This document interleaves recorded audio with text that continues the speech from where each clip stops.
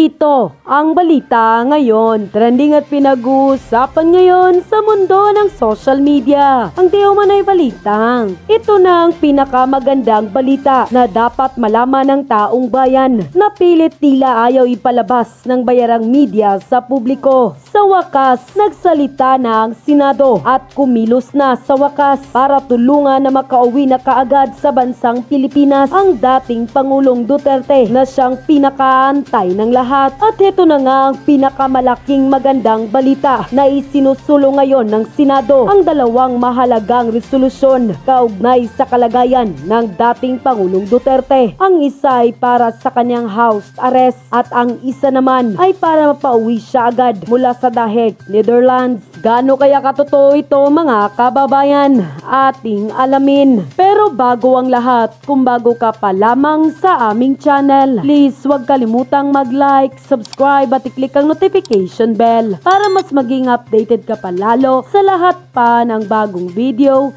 na i-upload namin. At ito na nga mga kababayan, narito ang kumpirmadong balita mula mismo sa mataas na kapulungan ng Senado na siyang gigimbal sa lahat ng kumakalaban sa mga Duterte, lalong-lalo na ang mga nasa likod ng di umano'y iligal na pag-aresto sa dating Pangulong Duterte upang dalhin sa The Hague, Netherlands at mahatulan sa dayuhang hukuman. At lahat ng mga loyalistang magpasa hanggang ngayon ay tila bulag pa rin sa katotohanan. Panuuri ng full report mula mismo sa DZAR 1026 News.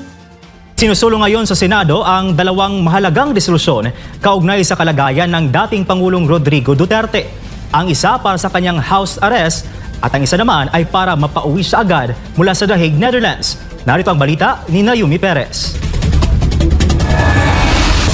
Buong suporta ang ibinibigay ni Senador Ronald Bato de la Rosa sa resolusyon na layong mapauwi sa Pilipinas si dating Pangulong Rodrigo Duterte at maisailalim ito sa house arrest. Basta importante andito siya sa ating bansa at kung ano mang may mangyari mo sa kanya na hindi maganda, andito lang siya. Ang Pilipino ay kagad ay andyan sa kanyang piling. Ipinahayag rin ang kanyang matinding pag-aalala at lungkot kaugnay ng posibleng kahinatnan ng dating Pangulo sakaling magtagal pa ito sa ICC. So ito yung nakakabahala at lahat tayo nalulungkot kung mangyari man talaga ito na yung ating dating Pangulo na ibinuhos niya yung kanyang buong buhay sa pagsiservisyo at paghanap ng paraan para mabigyan ng magandang buhay yung bawat Pilipino. Ngayon, hahayaan na lang natin na mamatay doon sa ibang bansa at sa loob pa ng kulungan at hindi makauwi dito. Nakalungkot po. Ang hirap isipin. Kaya naman hinikayat ni De La Rosa ang mga kapwa mambabatas at iba pang sangay ng pamahalaan na bigyang halaga ang resolusyon na nagsasaad ng respeto at kooperasyon sa panawagan ng Senado para sa agarang repatriation ng dating Pangulo. So, kung yan ay, kung sila ay respeto sa kanilang co-equal branch of government at bibigyan nila ng weight yung sense of the Senate, then sana gagawa sila ng action according to the sense of the Senate. No? We are urging them to cause the immediate repatriation of the former president. Dagdag pa niya, hindi na raw dapat palakihin pa ang usapin sa politika, soberanya o reconciliation. Dapat anya ay unahin ang makataong konsiderasyon, lalo pat karamihan sa mga senador ay makadiyos, makatao at makabayan. So nakikita ko, sigurado makakuha ng majority yan dahil ako tingin ko what bad will it give to the senators kung i-consider nila yung humanitarian na aspect ng sitwasyon ngayon ni Pangulong Duterte. Nakalimutan na nila yung about sovereignty, about reconciliation. Ngayong lumalakas ang panawagan para sa house arrest at repatriation ni dating Pangulong Duterte, inaasahan ng ibang senador na makakakuha ito ng majority support sa Senado. Para sa kanila, ito ay hindi lamang usapin ng politika, kundi paggalang at pagiging makatao. Hindi naman nakapagpigil ang taong bayan na magkomento sa mundo ng social media tungkol sa usaping ito. At ayon pa sa kanila, nakakaiyak kung sino pa yung presidente na nagkaroon ng malasakit sa Pilipino. Siya pa ang nakakaranas ng ganyang pagtrato na galing pa sa anak na tinulungan niyang mailibing sa libingan ng mga bayani. Nakakaiyak, Tatay Diggs. Palakas ka po, naghihintay po kami sa inyong pagbabalik. Nakakaiyak po dahil hindi nyo po deserve yan. Milyon-milyon po kaming nagmamahal po sa inyo. Hanggang sa dulo ng walang hanggan ang suporta po namin sa inyong mga Duterte. Hindi magbabago kailanman. Masahol pa sa tatay niya si BBM. Nakakalungkot na hanggang ngayon nakaupo pa siya nang walang nangyayaring pag-unlad ng bansa. Bagkus nilulubog pa niya. Sayang ang naumpisahan ni PRRD. Magkaisa na tayo mga kababayan ko. Let's pray and make a stand. Sobra na talaga, nakakahiyang bansa natin. Ilang dekada na tayong ganito. Nagbago lang nang si PRRD ang naupo pero masyadong maigsi lang ang term niya. Kaya ang maupo itong bagong administrasyon, ibalik na naman sa dati. At mas masahol pa. Talaga bang di naaangat tong bansa natin? Nagiging sindikato na ng mga korap ang gobyerno natin. Paglagay sa Pilipinas nitong si Bongbong sa napakadelikadong sitwasyon. Pakinggan po natin. Biyaheng Washington si PBBM sa susunod na linggo para sa unang bilateral meeting nila ni US President Donald Trump. Pero bukod sa itinakdang petsa na July 20 hanggang 22, wala nang iba pang ibinigay na detalye ang Malacanang. Si Ginoong Marcos ang kauna-unahang leader. Teka muna. Wala daw ibinigay na detalye bukod doon sa petsa ng meeting niya sa US, sa Amerika. Eto naman si Claire, bobo to. Pagdating sa detalye about kay Marcos, bobo to. Wala tong alam. Laging sa ngayon, eto masasabi ko, hanggang dyan lang ang masasabi ko, tatanungin natin, hindi ko pa alam. Yan. Pagdating sa kung ano yung katrabaho ni Claire, bobo siya.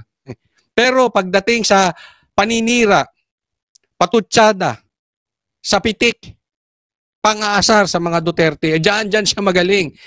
Kaya nga ito, sabi ko na ito ay kung ako abogado, kahihiya ko talaga to si Claire.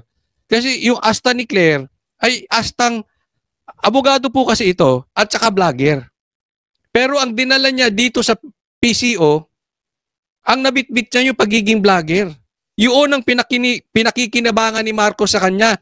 Diyan nagtatago si Marcos sa saya at palda nitong si Claire. Wala itong pakinabang sa Pilipinas. Ang pakinabang lang nito ay maging attack dog vlogger ni Marcos na nilagyan ng posisyon as ASEC.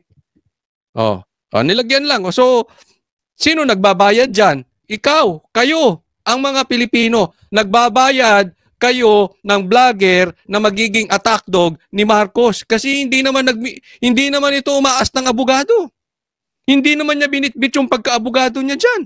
Hindi rin niya binitbit yung dapat at trabaho niya para sa mga Pilipino. Ano ba trabaho niya? Ipaliwanag kung anong nagagawa ng Marcos. Anong nagagawa sa administrasyon ni Marcos? Anong pakinabang ng Pilipinas sa gobyerno nitong si Marcos? Pagpatungkol sa Marcos, lagi naman siyang walang alam, bobo. Di ba? Magaling lang ito, panira eh. Parang yung mga vlogger sa kabilang parlor. Walang alam kung hindi fake news at paninira sa mga Duterte. Ito rin, si Claire. Pero bago tayo magtuloy, mamaya natin pag-usapan na yung sinasabi natin na unti-unti na po tagumpay. Nagiging tagumpay na ang Duterte. Na detalye ang Malacanang. Si Ginoong Marcos ang kauna-unahang leader ng bansa mula ASEAN region na inimbitahan sa White House. Inaasahang pag-uusapan ng dalawang leader ang US tariffs sa Philippine exports at ang sigalot sa West Philippine Sea. Na-finalize po kasi yung detalye at sinabi ko nga po, kinukonfirm po, hindi ko po dinidinay, kinukonfirm po ang pagbisita po ng ating Pangulo at sa US, July 20 to 2020. Tama, 22. July 20 to 22. Pero po, confirm. Pero po, yung ano yung detalye na pag-uusapan, ang DFA na po ang magbibigay sa inyo. Di ba? Pagdating sa detalye, walang alam tong boba na ito. Wala talaga. Wala kang aasahan sa babaeng ito. Ang alam lang nito, sabihin mo sa kanya, about kay Sarah.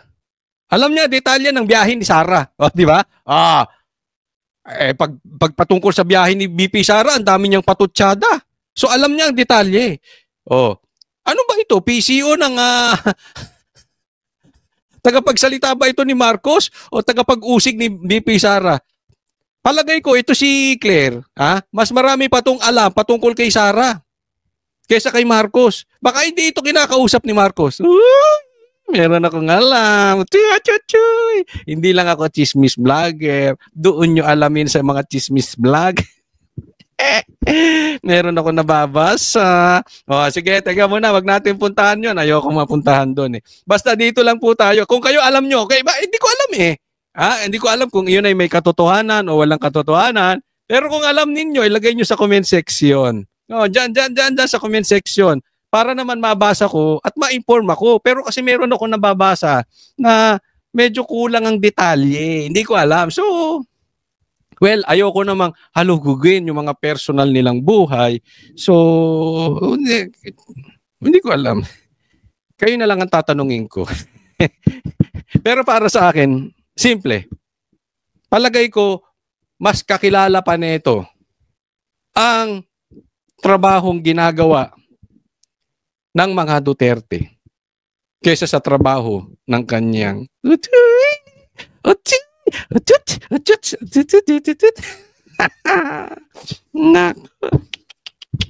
yari ka dyan. Ay nako.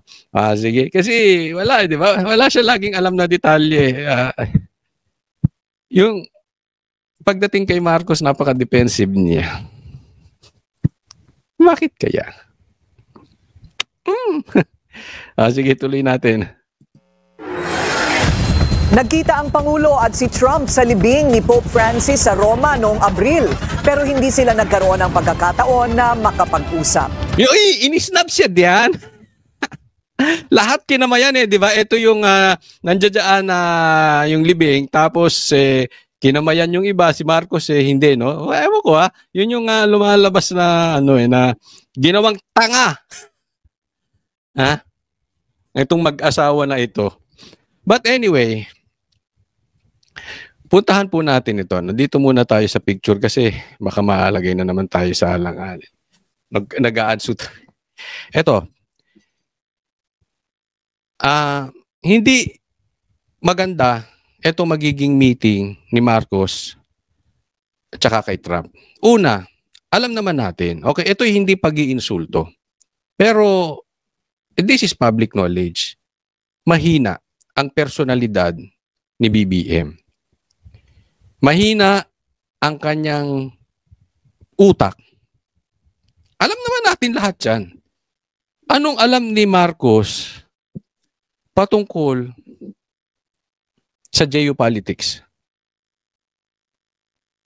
As far as I know, napakadelikado nitong meeting na ito. Kasi baka mamaya, ipusta na ang Pilipinas. Remember this. Ikut-ikutin nila, may explanation dito, dinidefend ng China, inaaway ang China, dinidefend ang territory natin. Halo-halo na po ang istorya niyan. But one thing is very obvious. Bago umupo si BBM, wala naman tayong problema sa China. Di ba? Una. Pangalawa, pinangako niya na hindi papasok dito ang US base o pinangalanan lang nilang EDCA. Pero anong nangyari? Nakapasok ang EDCA sa Pilipinas. So sa madaling salita, wala po talaga tayong aasahan dito kay Marcos. Palitan natin yung Wala tayong aasahan na may kapakinabangan ang Pilipinas. Tatandaan po natin, sa isang meeting, may agenda si Trump para sa Amerika. That is, of course, obvious. Di ba? At natural po yun. Hindi po kasalanan ni Trump yun. Ganon talaga ang trabaho ng leader. Ang problema, yung leader natin, ano ba ang nasa isip ng ating leader?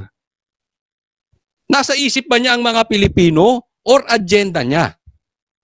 Diba? Alam natin na bago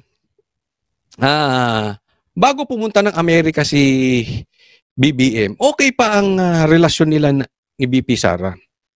No? Hindi ito nung panahon ni Trump, bago pa si Trump. Tapos, nung bumalik siya dito, iba na relasyon nila ni BP Sara. Even pati sinimulan na yung pag-uusig kay Pastor Kibuloy. Di ba? So, pag tinignan po natin talaga, ano ang agenda ni Marcos?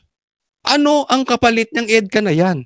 Ano ang pakinabang natin diyan sa mistulang US base na nilagay sa Pilipinas, nagiging panganib sa mga taong nakatira doon at nagiging panganib doon sa mga sundalong ipapadala dyan?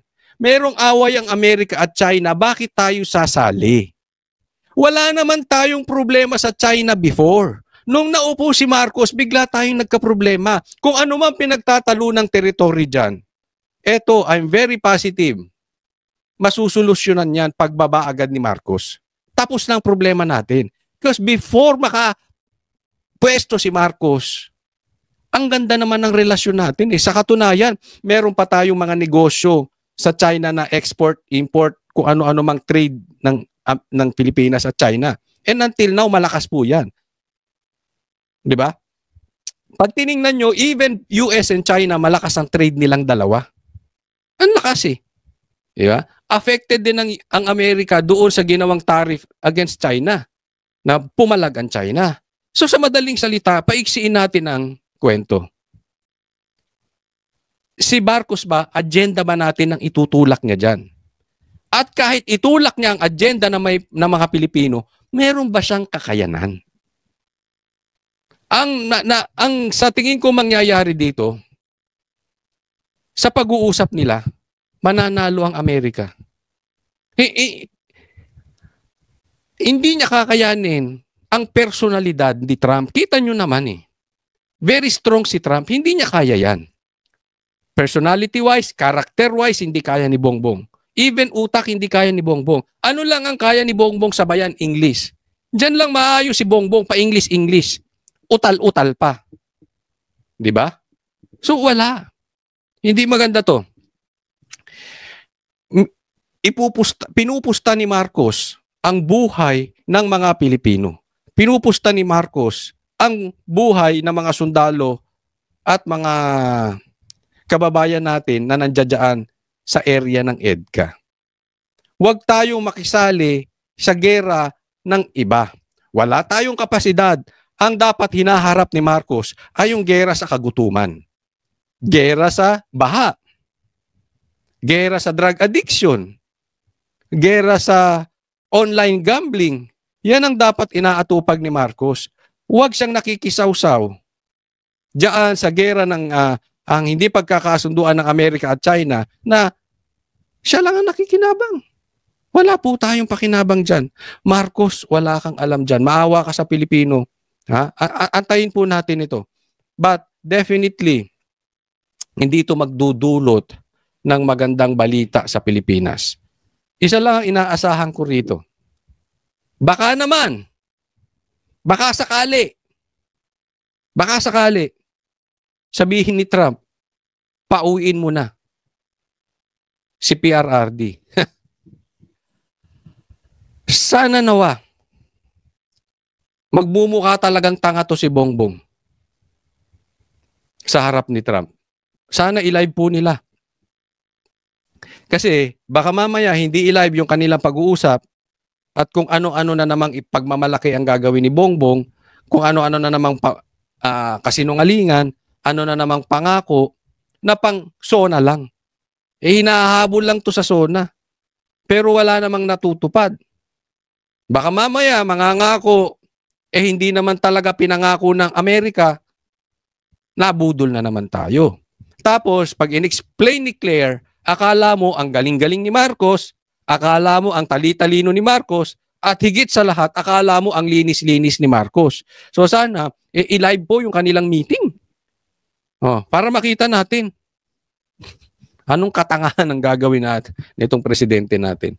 Hindi niya teritoryo yan. hindi siya magaling dyan. At yun na nga mga kababayan, ano na ang masasabi mo? Kung mayroon kayong hinaing at komento patungkol sa balitang ito, please comment down below. Pag-uusapan natin yan sa comment section. At kung nagustuhan nyo ang video, ay huwag kalimutang mag-like at i-share na din para mas marami pang makaalam at umabot ito sa marami sa ating mga kababayan. Maraming salamat po!